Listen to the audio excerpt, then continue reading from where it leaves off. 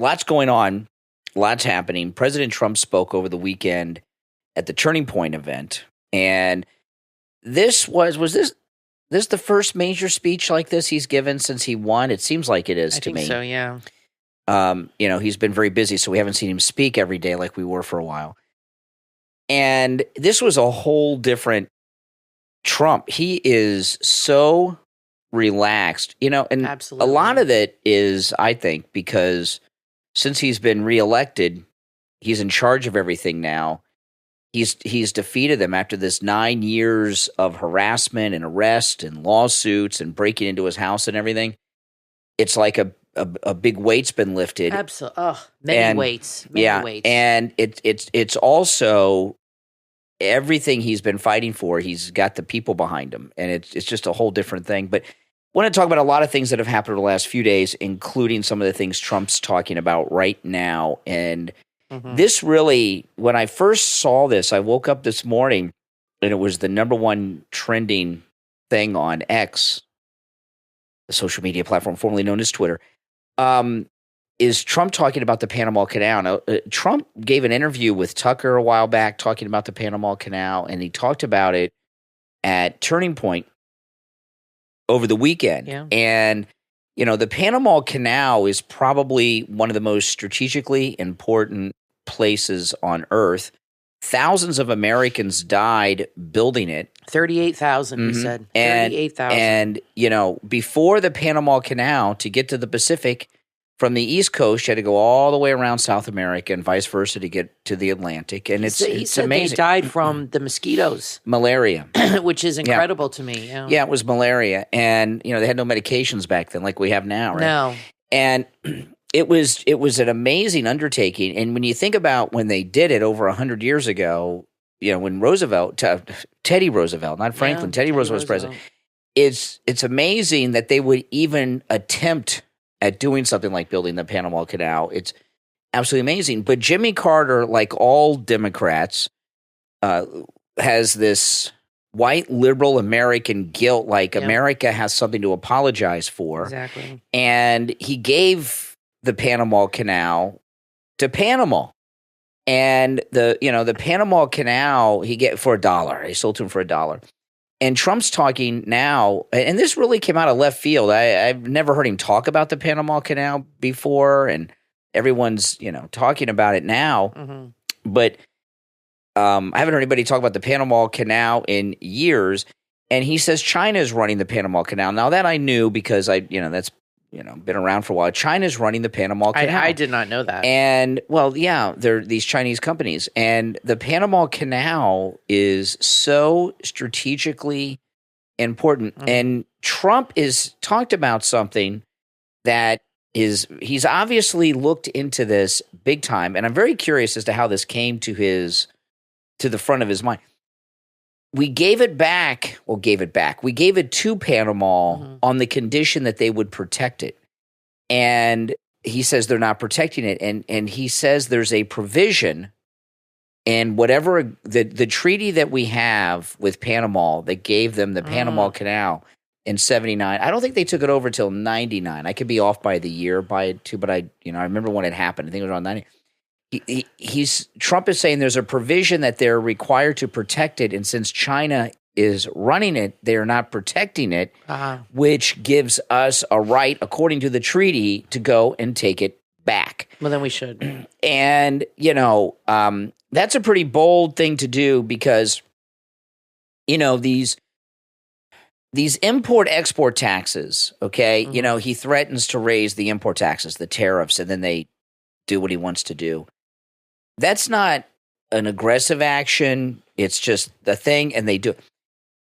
Panama is a country, and they have the canal, and they have running at China. That is.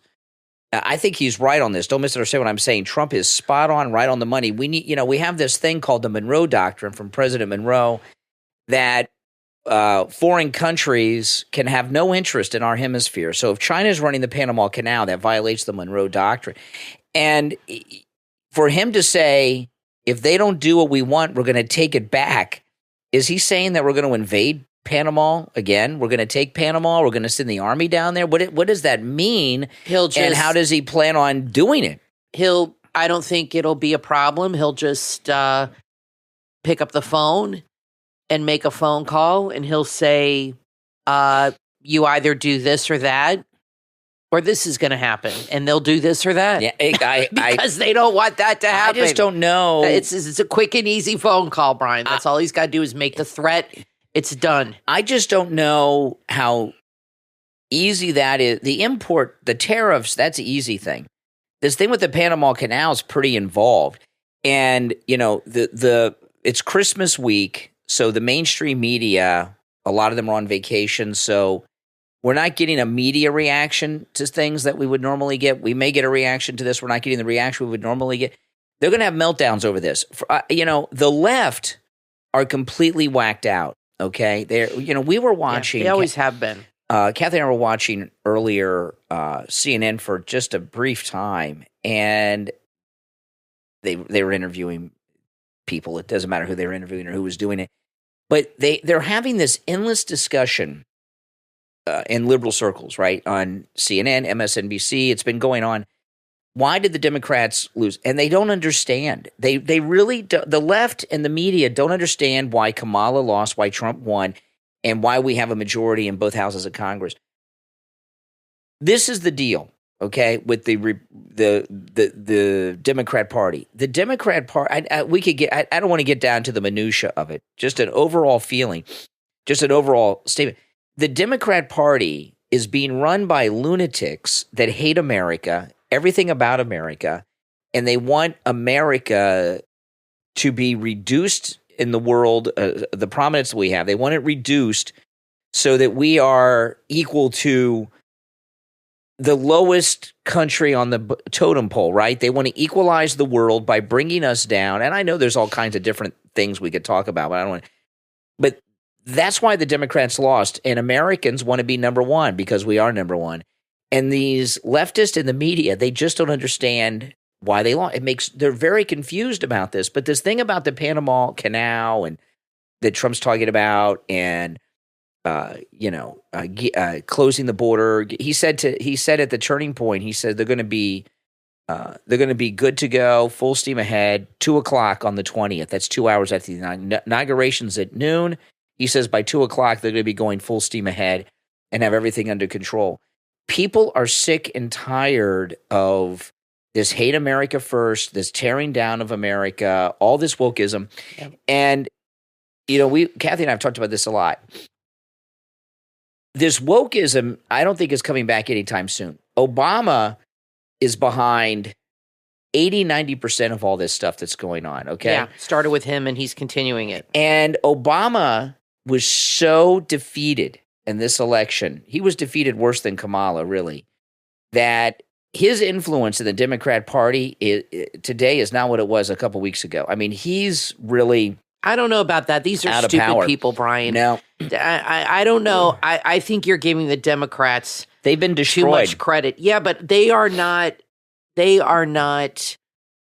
self-aware enough to reflect and be like, you know what? I mean, I still hear a lot of them saying the same stuff. They're just saying it a little quieter or not as often. Yeah.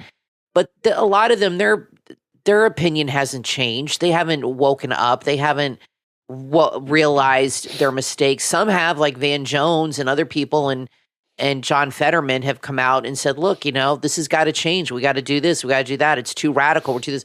But that's the minority. A lot of them still look at AOC, Mark Hamill. They're still nuts.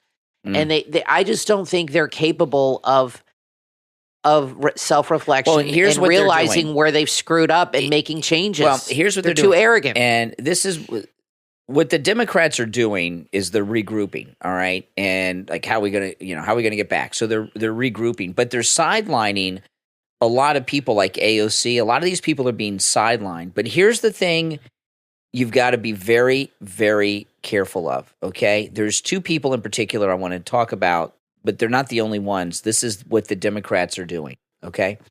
The first one is Fetterman.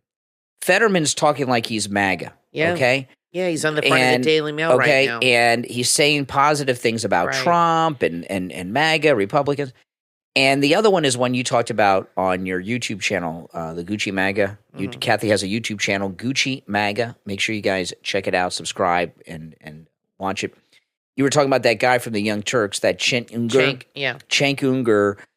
Charlie Kirk invited him to speak at Turning Point, in which I want to talk about that. And you talked about it on your channel. I want to talk about it too. So, and these aren't the only two. What's going on, a lot of these radical liberals like Fetterman, who's a socialist, just like Bernie Sanders and AOC, make no mistake about it, and this Chet guy from Young Turks, hardcore radical who thinks that MAGA are Nazis, right? What they're trying to do is befriend us and act like they agree with us, and they've been maybe not red-pilled, but they see where we're coming from.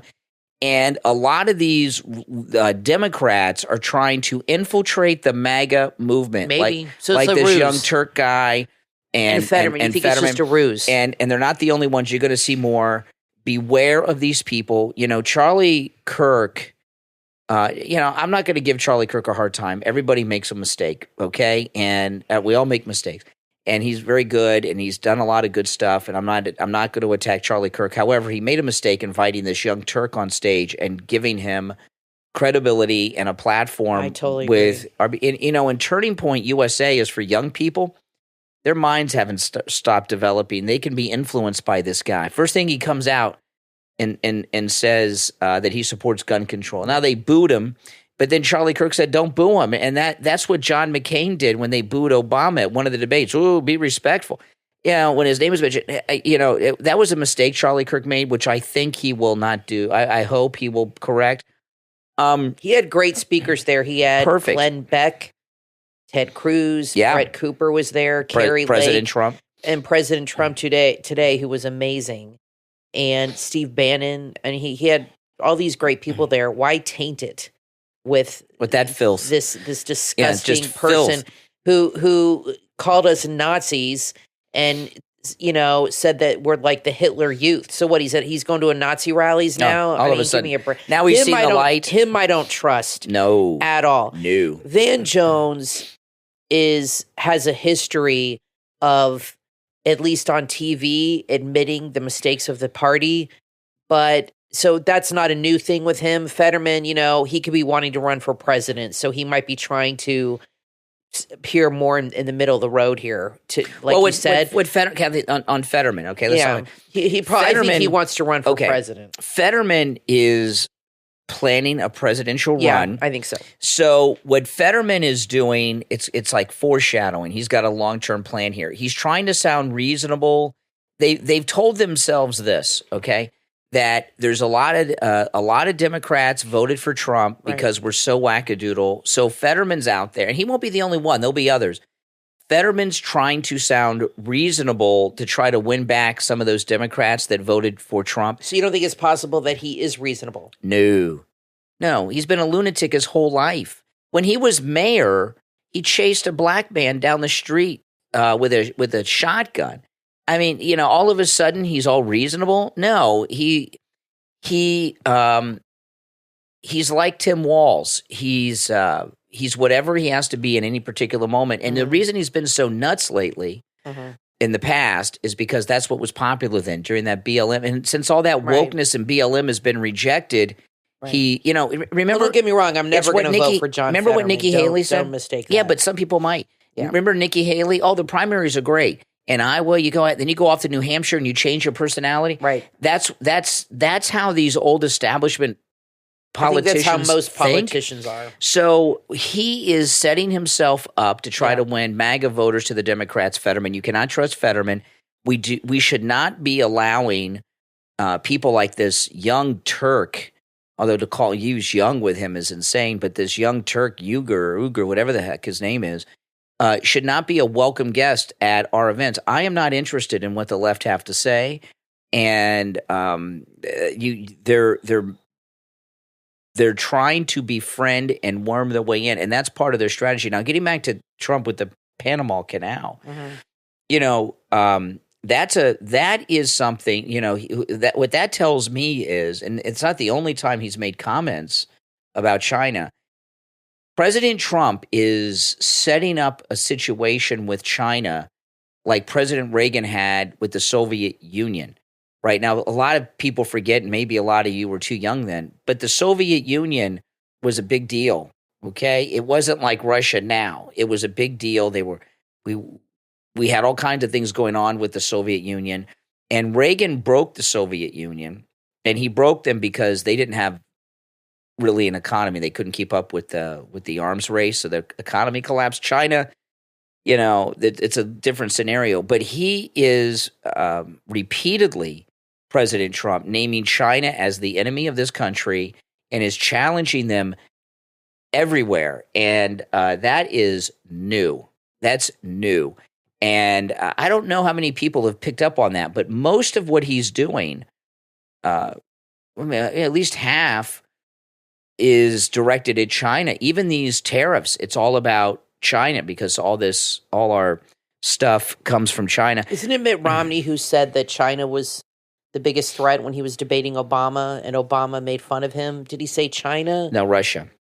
Oh, Romney said Russia. He said Russia. And then Putin invaded Ukraine, and they all said he was right. Now, I want to thank our Patreon supporters for their support of the program. If you'd like to become a Patreon supporter of the program, you get all of access to all the podcasts, commercial free. And when you become a Patreon supporter, you're supporting the podcast, but you're also supporting all the content that I bring to you as well. And our top Patreon, there's a link in the description to this and every episode to our Patreon page if you would like to become a Patreon.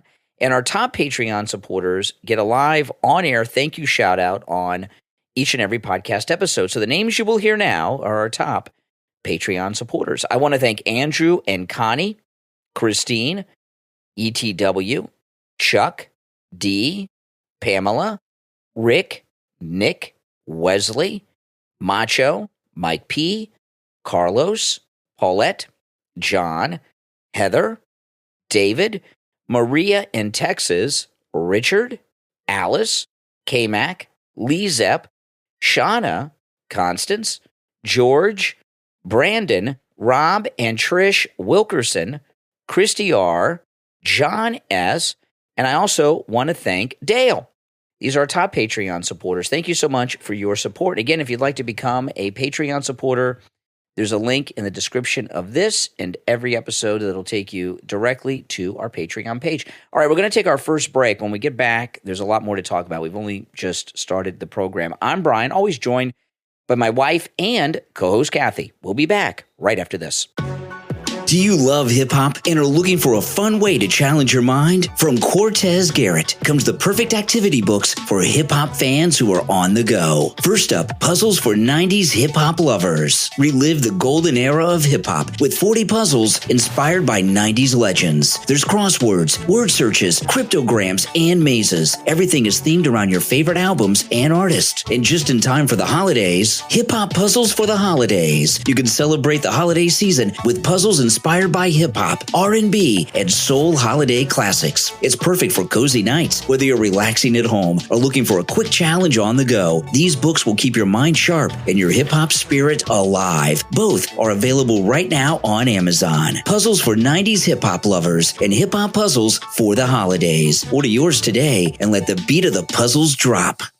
Take a journey to where magic breathes life into each and every step, where the bond between a father and son is tested and transformed in the new book from author Hassan Boykin, Fathoms of Wonder, a father and son's enchanting quest to evergreen, available on Amazon. In Fathoms of Wonder, meet Theron and his 10-year-old son Elijah. A simple hiking trip to rekindle Elijah's adventurous spirit becomes so much more as they stumble upon a forest alive with mystery, strange luminous plants, an air thick with enchantment, and the shimmering portal, glowing with vibrant colors, calling them to an unknown world. Together, Theron and Elijah face their fears and step through. What awaits on the other side? Thrills, discovery, and a bond stronger than magic. Fathoms of Wonder is a book filled with exploration, connection, and the unbreakable father-son relationship that will transport you to a realm where wonder knows no bounds. Order your copy on Amazon. This is is a must-read for anyone who craves adventure, heartwarming stories, and a touch of magical realism. Fathoms of Wonder, a father and son's enchanting quest to Evergreen, from author Hassan Boykin. Discover the journey, embrace the magic. Order your copy right now. Are you ready to embark on your dream vacation? Aerosand is your trusted online travel agent, and they'll make your travel planning a breeze. With fee-free booking services and personalized itineraries, Aerosand take the stress out of vacation planning. If you want to book yourself, no problem. You can enjoy the convenience of their book online page while still having the peace of mind that comes with using a trusted travel agent. When you call Aerosand, you'll talk directly with the owner, ensuring a personalized and seamless experience. They work with you to create custom itineraries tailored to your preferences, your budget, and your dreams. From thrilling helicopter rides to cultural museum tours, their tours and experiences page offers adventures for everyone. Plus, don't forget to visit their travel shop, which has all your travel essentials. Visit aerosand.com right now and start planning your unforgettable journey. Aerosand, making your travel dreams a reality. Online at aerosand.com. You are listening to The Brian Craig Show podcast, broadcasting from sunny South Florida. Brian is joined by his wife and co-host, Kathy. Follow Brian on social media at briancraigshow.com. And now, Brian and Kathy. Welcome back, everyone. I'm Brian, always joined by my wife and co-host, Kathy. Okay, so I was on the Wendy Bell show. Yes. On Saturday on Newsmax, and I did mention that I was going to be on a television show. I didn't tell you which one. I didn't tell you which one for a number of reasons. One, President Trump was speaking today. Could have gotten preempted, you know what I mean? And I didn't want to talk about it until it aired, just in case. It was recorded. When did I record that? Thursday? Thursday afternoon. Yeah, I recorded it Thursday afternoon. But, things can come up and things don't air. So I typically don't talk about anything before they do it, and I talked about that without telling you what show it was before it aired, which is unusual. So I really, the main reason is I don't talk about anything before I actually do it. Bless you, and bless you again. I sneeze in groups. That's right. Well, there'll be a third one coming. Probably more. But and doing it would mean by the time it airs. So it was pre-recorded on Thursday, and then it aired for the first time on Saturday. And when it aired, I was surprised. See, told you, third one, bless you again. Told you be in three. In groups for some reason. We're usually in the all clear. Hopefully I'm done. Usually the 3 means all clear. But I was surprised how, the power of television. People say, I don't watch TV. I get all my news from the internet. I didn't tell anyone other than Kathy what I was going to be on. Is a fourth one coming? No. I don't know. It's my allergies. Yeah, that's right. And my phone started blowing up while the show was on the air. Yeah. Okay. I was getting text. I was getting DM'd. I was getting tagged on social media. One listener took a picture of their television set with me on it and tweeted it and tagged me. So for all these people that say television news is no good anymore and no one watches it, if that were true, why am I getting all this contact? Oh, there was another, the fifth one. Oh, my goodness. Fourth one? No, that was the fifth. That was the fifth. Goodness. I'm counting. 5. You okay? Oh, my goodness. Right. So for people that say cable news is dead and all of that, if that were the case, without me, that was just random people watching that know me contacting me, okay? So a lot of people are watching television news and are pretending that they don't. Now, I know it's Newsmax, so it's not like you guys were watching Fox or MSNBC or CNN, but it does show you the power of television, right? A lot of you guys are watching it, and maybe, you know what? Maybe you think you don't, you do. You know what I mean? But, the Wendy Bell show's on in the afternoons on Saturday, different times depending on what time zone you're in. But I was getting messages from people all over the country while it was on. Okay, and before I didn't tell anyone. Now, when the show aired, I took a picture and put it on my social media. I was just on Newsmax, but I was getting contacted from people before I did that, and it was airing live for the first time. So don't be fooled. Television still is very powerful, has a lot of influence, and a lot of people are still watching it, including a lot of our MAGA brothers and sisters out there. I wouldn't have heard from all you guys during the show on Saturday. But with that being said, there was multiple stories today about Neil Cavuto. I was right about why they got rid of him, and because when we did that show the other day, we were talking about what happened with Cavuto at Fox while it was happening, right? Like we recorded that podcast during Neil Cavuto's show that day that it came out. And a lot of people contacted me and says, oh no, he just decided to retire. And now, and I said, give me a break. No. And they pulled with him what they are pulling with Joy Reid and what they did with Rachel Maddow. They offered him a contract at a very reduced salary. And I guess that was humiliating for him. And he quit. It seems like so that's how they try to fire people. This is what they're doing now this is the new thing they're doing because, CNN fired Don Lemon and then he sued them and they had to pay him like $26 million. So to avoid that, this is when they wait till the contract is up and they can, with the MSNBC, they can easily use their ratings as a reason. Yeah. Fox, I'm not so sure because their ratings are really, really good right now. But with MSNBC, they could say, look, your audience is down 70%. So, we're not getting the advertising. We're not getting the backup. Yeah. The network's in trouble. So but Joy Reid is so in love with herself. She will take a salary cut. That woman you'll have to drag her kicking and screaming off the television. I think she'd almost do it for free.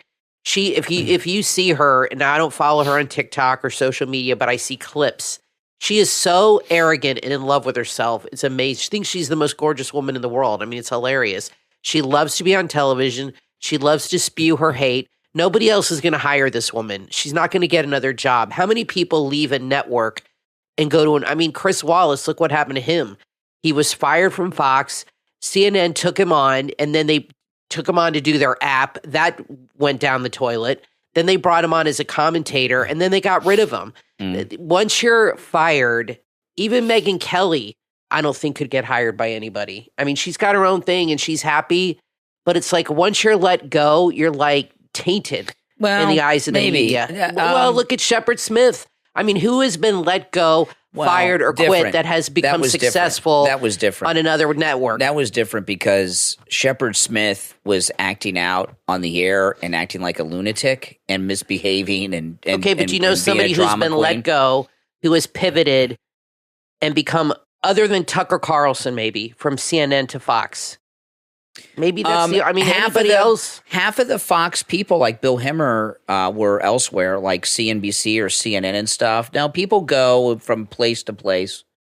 People go from place to place. But I just think people that they fire, it's different than quitting. No, but what's going on now is because we have these new forms of things, people are like, well, I like now where I'm famous. I can go start my own thing and, and not have to answer anybody. You know what I mean? So no, people pivot and go to different things. So with the Cavuto and Rachel Maddow and the Joy Reid with the salary reductions, okay, and Neil Cavuto quit over it.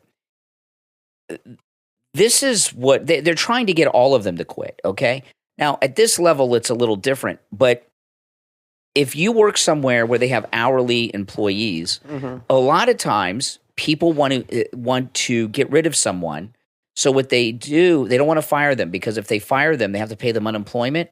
So they cut their hours and try to get them to quit. Like they don't have enough hours, so they'll quit. That happens all the time. So at the level that Cavuto and these others that we're talking about are at, this is a similar concept. Okay, cut their salary if they quit.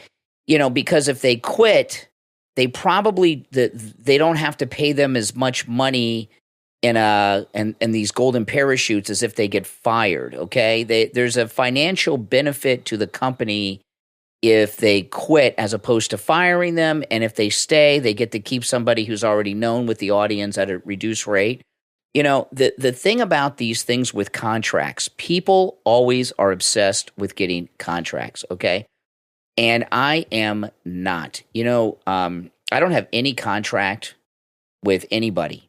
Okay. I'm a total free agent. And that's, like with Steve Kane, I have no contract with anybody. And I don't know, maybe some of you are surprised by that. Maybe some of you are not.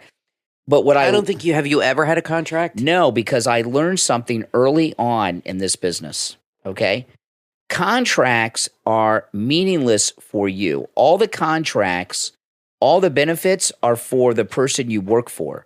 They can fire you on demand still. It's no protection. Right. They're all for their benefit. They all have these clauses that if they fire you, they got to pay you little or nothing, for the most part. And the contracts are to make on-air talent people feel like they're important, like, oh, I've got a contract. They mean nothing for the talent. And then they have these non-compete clauses, right? You sign a contract, like Tucker Carlson got lucky.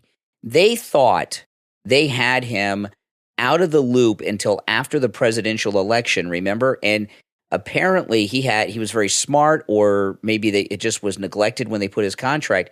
He could do anything he wanted online, as long as it wasn't like on television or something. He could do anything he wanted online, Tucker, when they fired him. They didn't know this at Fox. And he even had a wider berth as long as he didn't get paid. So he had some loopholes in there that were there by accident, incompetence, or by design on Tucker's part. That was a very unusual thing. But remember, like Megyn Kelly, she left Fox and then left NBC. There was a very long period where she couldn't work. And what I learned about this, because I knew guys that worked in broadcasting locally here in Miami. There was one guy in particular. They all have non-compete clauses, right? So what happens is you get let go and you can't work for like a year, sometimes 2 years. And I knew a couple people this happened to. And so these contracts, you say, well, why does Joy Reid stay? Why does Rachel Maddow get humiliated? Why don't they just go work at the competitor, or somebody at Fox is getting a lot of grief? Why don't they just say, I quit and go work at Newsmax? They can't, because they have non-competes, which are a different length of time for everybody. Typically at that level, they're a year to 2 years. So, and the reason they do that, putting these non-competes, people say to themselves, well, yeah, okay, I'm Sean Hannity and I'm worth tens of millions of dollars, although he's got big alimony, right, to his first wife. But I got to be off the air for 2 years or a year and a half. How much money am I going to lose? Am I going to lose? Is the audience going to forget about me? Are some up-and-comers going to come up? You understand what I mean? So the contracts never benefit the talent. So they take these reduced things because of all these factors that I'm telling you. They can't just go work somewhere else tomorrow. This isn't like a job at a gas station because they have that non-compete. But Cavuto's the only one so far that we know of that quit over it. And, the thing with, you were talking about Megyn Kelly, I don't think, when people say she's completely independent, I know she does too, but she is on Sirius satellite radio. She's got to have some type of agreement with them. I don't know how independent that is for her. But what happens with the way the new media operates now, they might make a little less money, or maybe not, some of them, but they're completely free to do what and not have to be accountable. If you're Megyn Kelly, or she does a show every day, but she can record that whenever she feels like it. She doesn't have to report anywhere, and she can do it from Lake Tahoe. She doesn't have to be at a studio at a certain time every day. You know what I mean? Mm-hmm. So there's so much freedom that comes with it. The thing with Cavuto, and he may not be aware of this, Chris Wallace found out, nobody likes him. So, Megyn Kelly and Tucker and people like that, people like them and they have a base that'll follow them. There's nothing Neil Cavuto could do on his own that would be successful. Nobody likes him. I'd like to know if you guys in the audience subscribe to Tucker's channel. The Tucker Carlson network? Yeah. I checked it out and I didn't find it very interesting. It's just him interviewing people. It's stuff you see anyway. Yeah, I like Tucker, but I didn't find that having an app, and I don't know why he just doesn't do YouTube like Megyn Kelly or stick to X or whatever. I don't know what he does, but he has this app you have to subscribe to, And I just don't think that's, I don't know, if you guys subscribe to it, maybe he's trying to build like another network type thing. Like a Breitbart kind of thing. Like a Breitbart Daily Wire. or Daily Wire is what I'm wondering. But I haven't seen him so far bring in anybody else to share the spotlight with. You know what I mean? Like maybe he thinks he's just enough. Maybe. I think it would be smart for him because I didn't subscribe to his app. I just thought, well, I got like a week for free and then I canceled it because I was like, well, I just don't want to. He did one thing we wanted to see. He did this behind the scenes documentary of the Trump campaign and we wanted to see it. So we did like a week subscription and watched some of it. Yeah, but most of it I saw on X anyway for free. But I just wasn't interested. I think if he built a network more and hired other people to do other shows on his app to diversify it a little bit. Even Steve Bannon has We Have Real America's Voice, and that's a good app to have. And he's got a ton of different free, shows. That's free. That's free, exactly. Tucker's offering himself only for like $5, $7, $8 a month. And to me, I'm just not, I like Tucker, but little Tucker goes a long way. I mean, I don't need to just watch Tucker all the time. So I'm curious if you guys subscribe to his Tucker Carlson network. Yeah. Or if you even knew that he had one.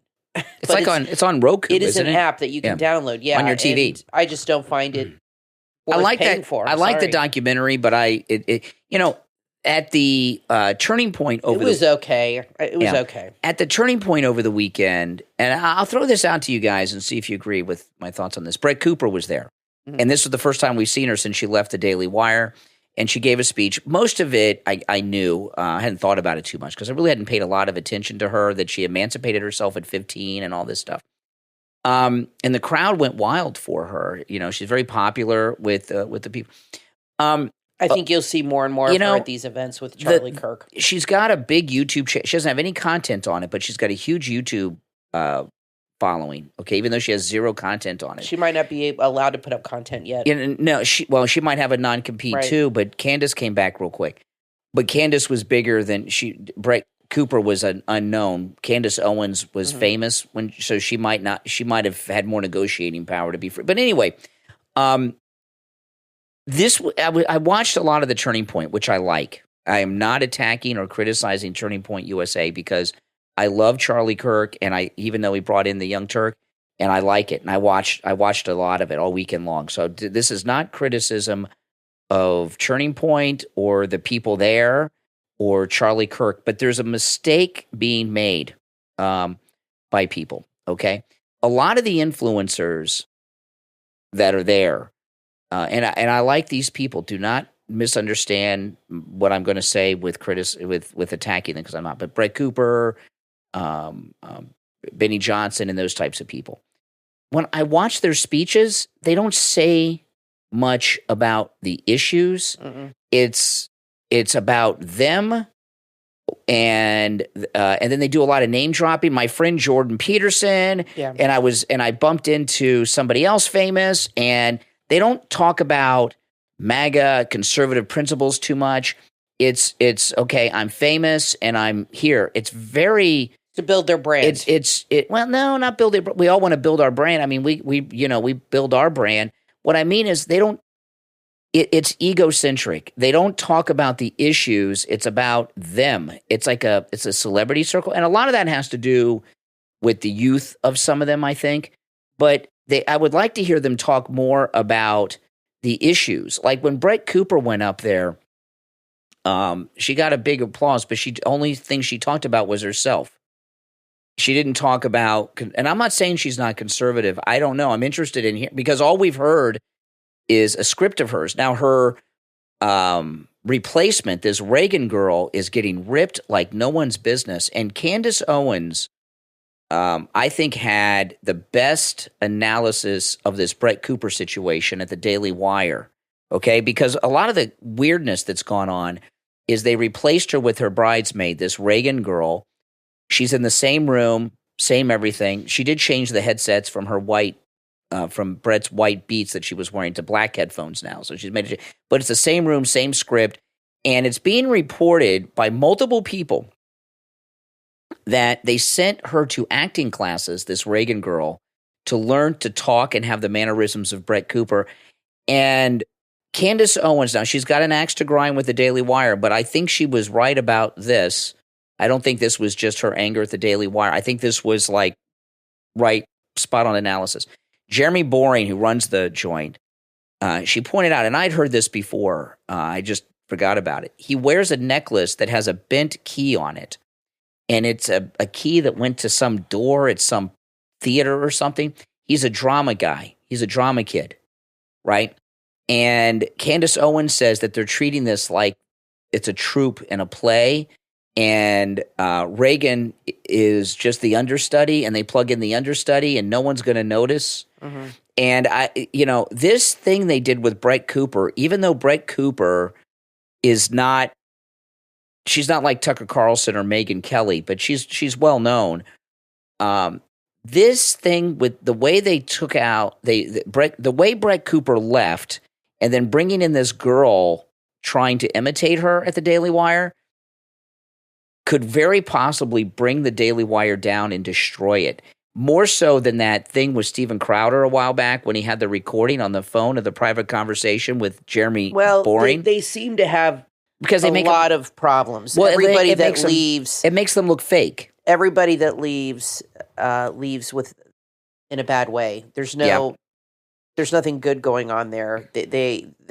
So I would never want to work for them. They seem like horrible. And Michael Knowles is just a weirdo. He is weird. They seem Michael Knowles is strange. Yeah, they seem like a horrible crew to work for. Like it's a boys' club sitting around with their cigars, and you got to play along or that's it. And everybody they've had a beef with too many people, and you don't see that with Charlie Kirk. But he only has a certain number of slots at these events, and he does have a lot of events though, more than he used to. But I'm wondering if there's any jealousy or anybody behind the scenes worried when he brings in new people, like, she's going to become the big star now and he's going to stop, because once you're in that kind of world, you don't want to be kicked out of it. You want to maintain your space and maintain your slot. Mm-hmm. And that's got to be very competitive. I don't care how nice these people are. When you bring in new people, it's got to rub some people the wrong way, and then other people are no longer getting invited to the party. And he's just trying to bring in fresh faces. But who could he have had on instead of Cenk? I mean, he gave that guy a prime spot. I thought it was ridiculous that he did that and sat on the stage and talked to him. Mm-hmm. Is he gonna have Joy Reid on now? Oh, I hope Rachel Maddow or something.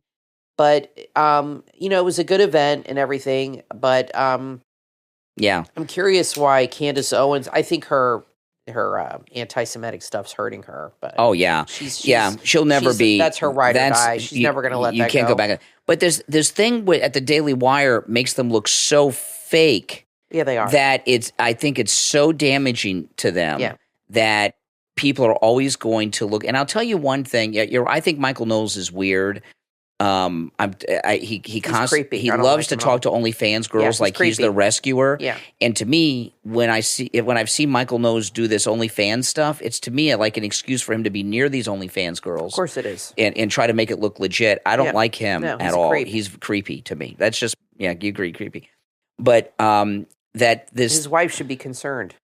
Well, if he has a wife, the I don't people, know if he's married or not. He's got a wedding ring on. The people that, I think he's married, that have left the Daily Wire, but pretty high profile. Crowder wasn't there, but he exposed a lot. And then you've got Brett Cooper, and then Candace Owens, and it's not good. Now, I want to tell you all about Dr. Appleton and his laser wave pain treatment. A lot of people have been contacting me for Dr. Appleton's information, not just locally here in our area in Florida, but from out of town and out of state around the country. We've had so many listeners travel to Florida. Some flew. One lady took a train from New York to Florida. Wow. To see Dr. Appleton. You've heard her in some of the commercials I play on the radio. His laser away pain treatment works. He's rid me of pain 6 times. It is 100% painless, completely pain-free. There's no shots, no injections, no downtime. Appointments are not needed. Walk-ins are welcome, even on Saturdays with Dr. Appleton, but you can make an appointment if you would like. That's something people ask me about a lot. Yes, you can make appointments. I would recommend if you're coming from out of town, you make an appointment. If you're going to fly to Florida, if you're going to travel to Florida, or you're in another part of Florida, I'd recommend you make an appointment, but you don't have to. You can walk right in. I'm going to give you his number and website right now. Give him a call and say bye-bye to your pain.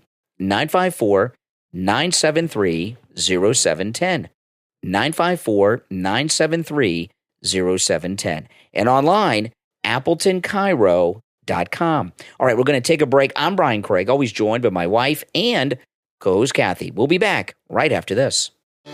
Are you tired of diets that overpromise and underdeliver, that are expensive, confusing, and impossible to maintain? It's time to ditch the gimmicks and embrace a strategy that actually works. You can do just that with the book from author Helga Moscoso Sanchez, No Excuses Fasting, available on Amazon. This book could be your last stop on the path to better health. Author Helga Moscoso Sanchez is an ER and ICU nurse with over 25 years of experience in the world-renowned Texas Medical Center. This must-read and life-changing book is rooted in the wisdom of the past and backed by the latest cutting-edge research. The author has seen firsthand what happens when health fails, and her mission is to help you take control of yours before life forces you to. This isn't just another trendy fad book. It's a simple, sustainable, and effective strategy to reset your health and your life. Helga's book will empower you with flexible methods tailored to your unique needs, cutting through the noise of complicated diets and pricey shots.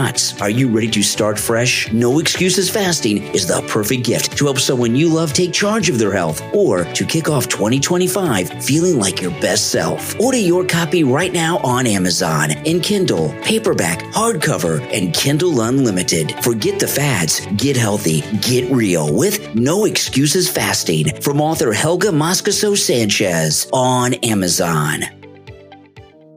Are you looking for a special gift that stands out and will be remembered for years to come? Then check out Empress Things on Etsy, where stylish handcrafted creations meet creativity and care. From plush chalk bags and cozy beanies to joy intention candles, as well as custom wine racks. Every piece is designed to bring joy and charm to your everyday moments. If you have a unique idea, Empress Things on Etsy specialize in custom requests featuring your favorite design. You can even have a custom candle made with a meaningful message. Empress Things on Etsy is perfect for thoughtful gifts all year long, or just treating yourself. Each item is crafted with love, attention to detail, and a commitment to quality. Celebrate life's little pleasures with treasures that are as unique as you are. Visit the Etsy shop right now online at empressthings.etsy.com and find something truly special for any occasion. empressthings.etsy.com, where creativity meets craftsmanship and every piece tells a story. empressthings.etsy.com. Crafted creations for wine, climbing, and handmade candles. AI. It's what everyone's talking about. EcoChat is taking AI to the next level and goes beyond the canned responses you get from other AIs like ChatGPT. EcoChat is a cutting-edge AI chatbot ecosystem that's powered by Pangienic. EcoChat is multilingual and adaptive with AI translation that make your data work smarter, not harder for you. Imagine this: hyper-automating your organization's knowledge sharing. You'll save hundreds of hours with AI-powered virtual assistants. You can use your confidential documents and reports to create chatbots that respect privacy and provide real answers in real time. You can monetize your content by delivering knowledge 24/7 in any language. From HR to legal, education to news agencies, EcoChat answers questions instantly, summarizes legislation, cases, and reports, delivers global content seamlessly, so there's no need for manual translations. Pangienic has been developing AI translation models since 2010, making it natively multilingual, so your users and clients can speak other languages. You don't need to translate. EcoChat will understand their questions, look into your data, and provide it in their language. Installation is easy too. One JavaScript line or code or a WordPress plugin, and EcoChat builds a chatbot from your website data in just 1 hour. See how EcoChat can elevate your organization. Visit Pangienic.com right now. That's Pangienic.com. Pangeanic. EcoChat. Let your data talk for you anytime in any language.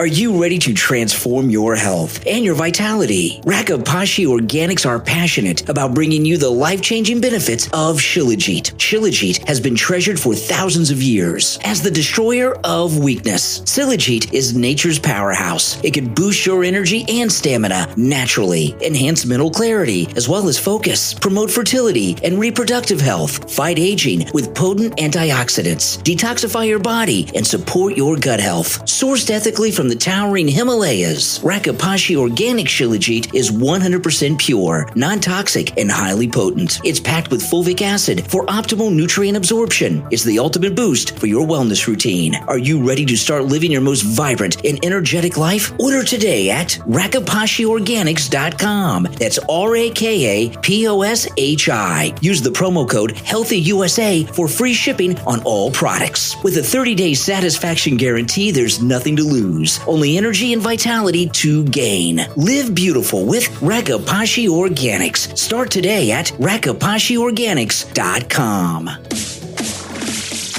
You are listening to The Brian Craig Show podcast, broadcasting from sunny South Florida. Brian is joined by his wife and co-host, Kathy. Follow Brian on social media at briancraigshow.com. And now, Brian and Kathy. Welcome back, everyone. I'm Brian Craig, always joined by my wife and co-host Kathy. I was just reading the New York Times. You guys should read the New York Times. It costs like $1 a week or $1 a month or something. I got the app.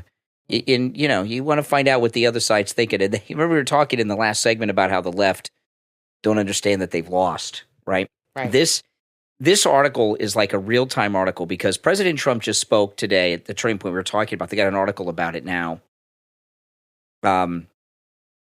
President-elect Donald J. Trump. They've always got to have all these additions. Former president, president-elect. They just can't say President Trump. They're like putting it off as long as they possibly can. This is President-elect Donald J. Trump repeated false claims about immigration and the border, slammed diversity initiatives, and discussed the Panama Canal in the 90-minute address. Let me read this article. It's been written by Michael D. Shear. President-elect Donald J. Trump delivered a sprawling address on Sunday. Now, sprawling, I looked up the definition of what it means in this context, okay? Because I didn't quite know what he meant by that. You know, I don't know. Am I the only one? Do I have a poor vocabulary? I don't know. But what it means is stretches the truth. It means he lied, is what he's saying here. President-elect Donald J. Trump delivered a sprawling address on Sunday that he called a small preview of the common sense revolution his administration will bring, pledging to slam shut the nation's borders, end federal regulations, lower taxes, prosecute his rivals, stop woke, and end the transgendered lunacy. Well, what's wrong with any of that? That sounds perfect. In a 90-minute speech at a conservative conference in Phoenix, Mr. Trump offered a triumphant view of his election victory, in which he described his liberal adversaries as befuddled and promised that a new golden age in America had begun. Damn right, that's for sure. We will end the occupation, and January 20th will truly be Liberation Day in America, Mr. Trump told thousands of people at America Fest, a 4-day conference run by the conservative group Turning Point USA. The president-elect's speech was a familiar mashup of false assertion, self-praise. What a jerk. Gosh. Fierce attacks on his adversaries and promises about how his return to power would change the country for the better. As he often does, this is the New York Times, As he often does, Mr. Trump spent the most time on immigration and the border. He repeated his claim without evidence that other countries were emptying their insane asylums and prisons into the United States, and he vowed to purge the country of people who have entered illegally. They are. Their prisons are empty, the crime rates are down, and our crime is up, and we have all this migrant crime. On my first day, I will sign a historic slate of executive orders to close our borders, he said, to huge applause from the audience. On that same day, we will begin the largest deportation operation in American history. As with many of Mr. Trump's speeches, it was light on details. I thought it was very specific. It was very good. He did not say who would be deported or when. Yeah, he said they're going to start with the criminals. They've said this many times. They're going to start with the criminals and work their way down. Did this guy watch the same speech that we did? Because it doesn't sound like it. Well, he is. Liberals hear what they want to hear. He's watching it through the lens of Trump derangement syndrome. That's true. He did not say who would be deported or when, but he promised to designate Mexican drug cartels as terror organizations. What's wrong with that? It's about time. And said that every cartel operating on American soil will be dismantled, deported, and destroyed. Why is this guy opposing Trump? This is all perfect stuff. Brian, these are the same people that are applauding that Luigi guy who shot somebody in the back. On Saturday Night Live, yeah. Well, yeah, they mentioned him on Saturday Night Live, and the audience went nuts. These young people, this is who they admire. They don't admire hardworking Americans that want to help protect people. They admire murderers. Yeah, yeah. The address was something. They're baby killers. What do you expect? Yeah. The address was something of a return to the past for Mr. Trump, who delivered a similar speech in Phoenix in July 2015. At the beginning of his quest for the White House, he returned to the same location the next year for a major immigration speech after making a surprise visit to Mexico. Yeah, remember that in the first term when he was running, before he was president, he went to Mexico? I remember that. Yeah, he flew his own helicopter to meet the president down there. It was great. However, some of the topics have changed.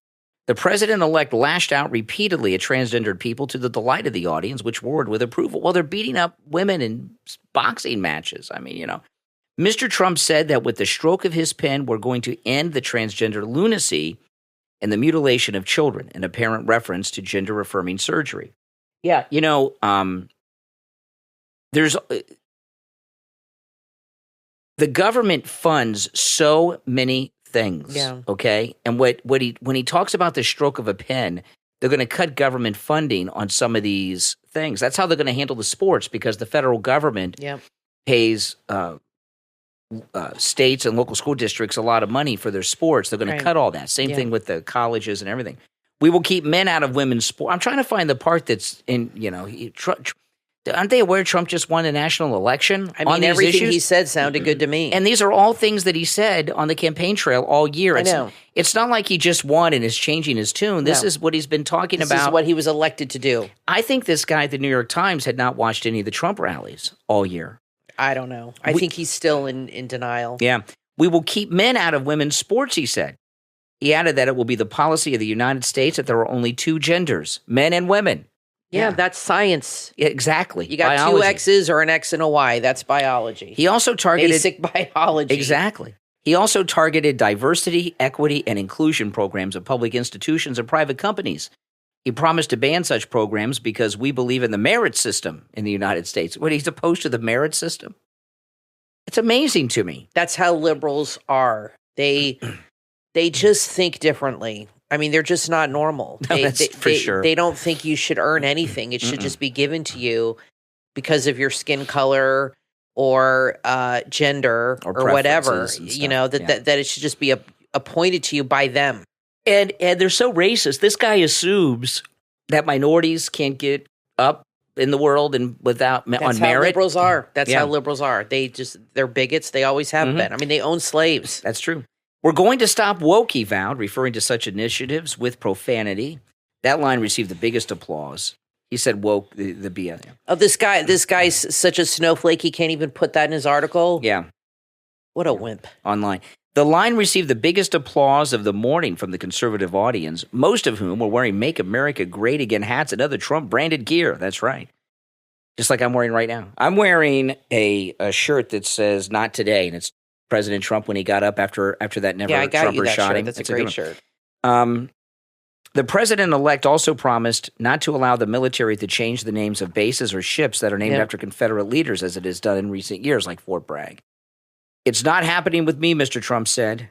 He also expressed this is inaccurate reporting. He says he's going to change the names back, like Fort Bragg and all. Right. He's going to change the names back. He also expressed concern about the Panama Canal, calling it stupid that the United States agreed in the 70s to return the canal to Panamanian control after a period of joint control. He accused Panama of charging fees to the United States shippers that were ridiculous and highly unfair, and vowed that they would end under his administration. We were talking about this earlier, and this is his this is what he wants. He doesn't want to take over the Panama Canal. He wants to get rid of the fees that they're charging American companies. Yeah, that's what I to said. ship He's through. just going to make a phone call and tell them, you do this and this.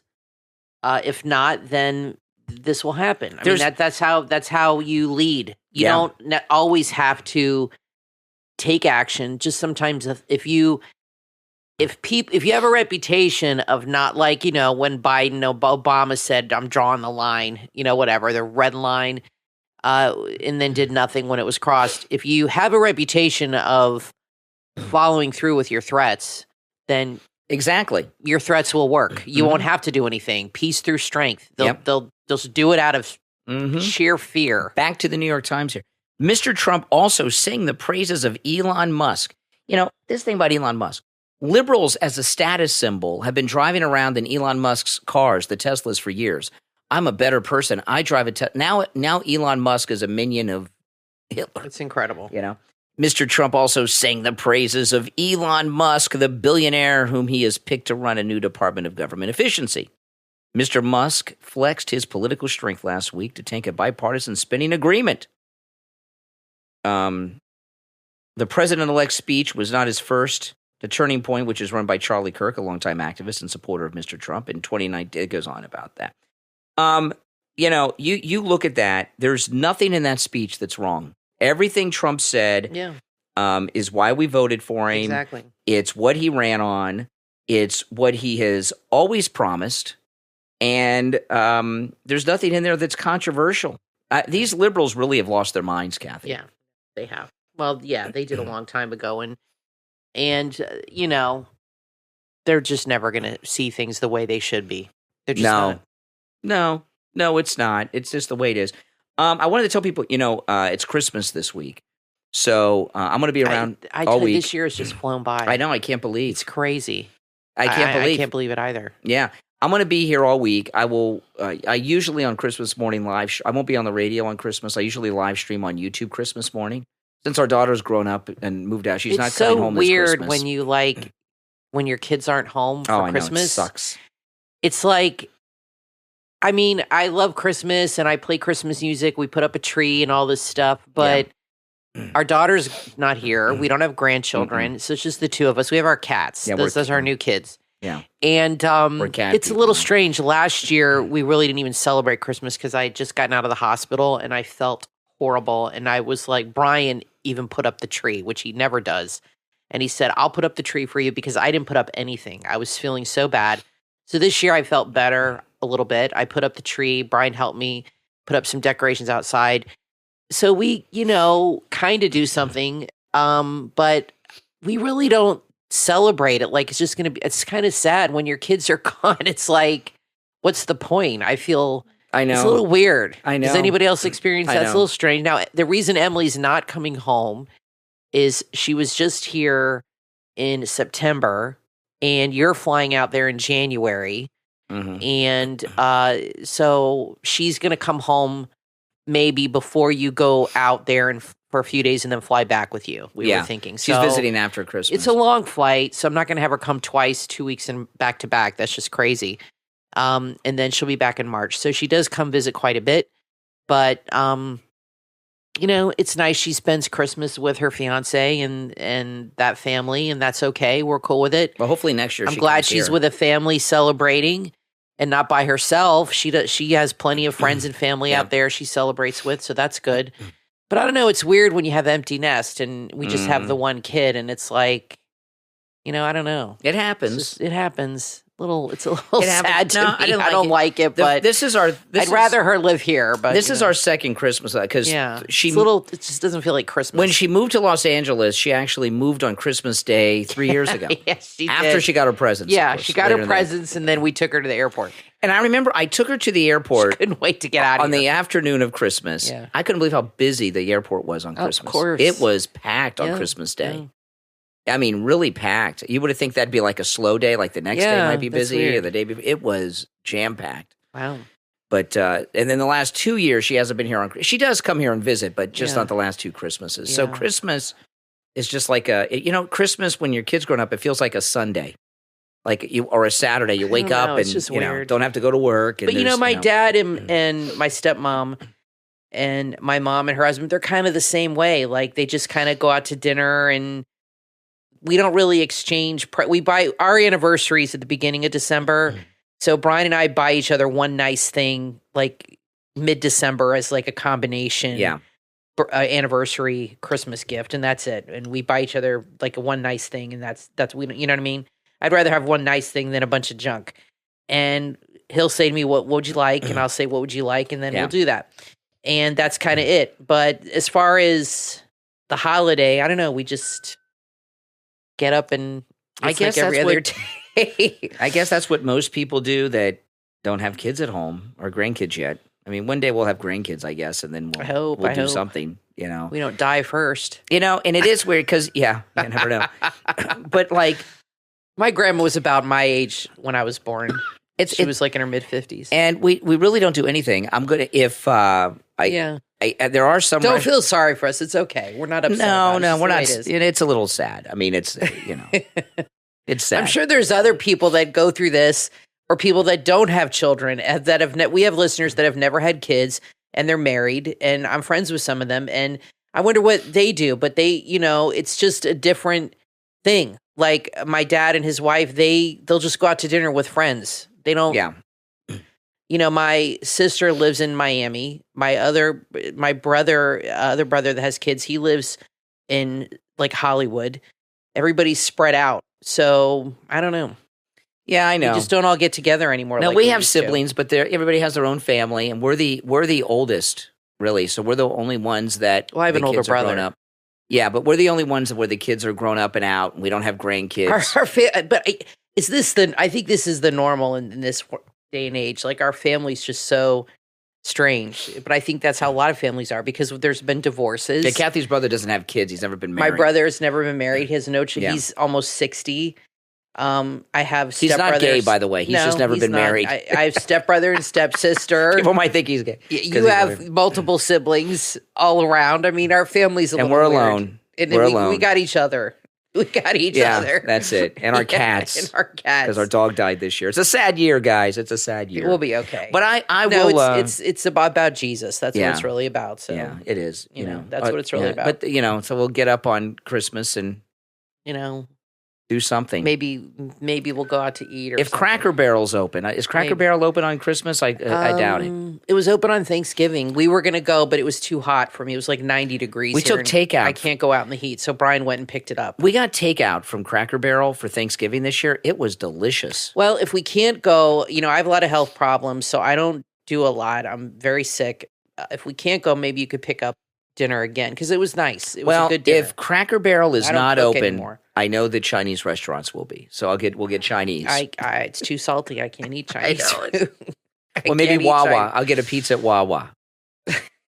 Wawa. I think we could do better than Wawa pizza. Yeah. No, I don't know what we're doing. But Brian doesn't cook, so we don't. Neither of us really cook. No, I don't cook anymore either. So, it's a whole. I don't know how it is. It's just strange when your kids grow up and it's just the two adults. Things are different.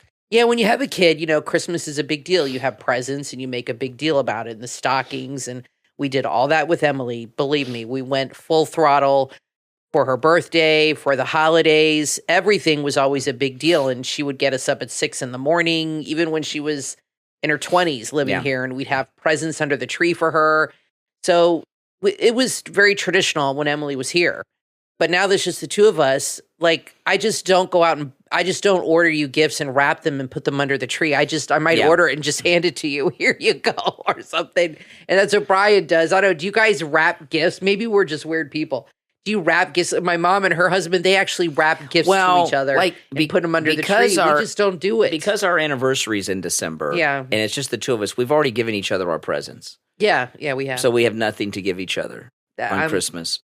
Some people buy like one nice thing for the house, which I think is a good idea. I like practical things. I don't like stupid impractical things. I'm not into jewelry or anything like that. But some people will buy like one nice thing, like a new sofa or something for the house. So we do have to buy a new sofa Next year, our cats have destroyed our furniture. Yeah. So that'll be our That's a Christmas whole other present next year. story. That'll be our Christmas That'll gift be next your year. birthday gift. So, I'll get a sofa for my birthday? Yes. I can't wait.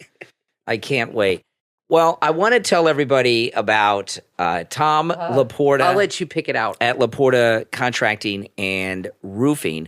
You know, if you need roof repair or replacement and you're in Florida, you want to call Tom Laporta. You know, Tom Laporta will never sell you a roof you do not need. And I know you guys have heard me say that. If you've heard it once, you've heard me say it 10,000 times. No other roofer says that, okay? No other roofer says that. They want to sell you a roof whether you need it or not. And Tom Laporta will not sell you a roof that you do not need. If you need just a simple repair, he will do it. And I've talked to so many listeners since Tom Laporta from Laporta Contracting and Roofing has been with us who have told me just that. They thought they needed a new roof. And no, he said you just need a repair. Now, he does sell new roofs, and he'll install a new roof if you need one. And he works on every type of structure, residential, commercial, and municipal. He works with every type of roofing material and also can handle a job of any size. If it's a small single-family home or an apartment or condominium community with 250 buildings in it, he can handle it. All right, so a job of any size, large or small. His number that we give out is his cell phone, which is amazing that you get his cell phone. It's 954-604-4602. Now, the cell phone is not on his website. He only gives that out to our listeners, okay? 954-604-4602. That's 954-604-4602 and online, laportaroofing.com. Did you see this thing where a guy burned a woman alive on the New York subway today? I did. Yeah, it was terrible. So this is how stupid and clueless liberals are. A man on a New York subway today set a woman on fire while she was sitting there. Yeah. Okay. Is she okay? Did she die? I don't know. It was a huge fire. I saw the picture. Here's what Kathy Hochul just tweeted an hour ago. Okay. The subway thing happened this morning. No, she died. You burned her to death. He burned her to death. Okay. So Kathy Hochul Hochul just tweeted this an hour ago. In March, I took action to make our subway safer for the millions of people who take the trains every day. Since deploying the National Guard and MTA safety efforts and adding cameras to all subway cars, crime is going down and ridership is going up. She actually tweeted this today, an hour ago, after this guy burned a woman alive and killed her. In fact, this is how stupid liberals are. The woman was sleeping when he lit her on fire. I mean, it's so totally unprovoked. And she tweets this. Sick. Yeah, the subways are safer. This is how demented. It's like not just that liberals can't admit they're wrong. It goes beyond that. They just flat out gaslight you and themselves. They gaslight themselves. Yeah, they do. Like, she just cannot admit. She can't say, I'm really sorry this happened. Crazy talk. Blah, blah, blah. We'll try harder. We'll do better. No, she's saying, I make the subways really safe for everybody. What a lunatic. She is. Who tweets that? Kathy Hochul. Oh, my goodness. The governor gracious. of New York. I just had to talk about that's nuts. All right, well, we're out of time, but we will be back next time. I'm Brian Craig, always joined by my wife and co-host Kathy. We will talk to you next time.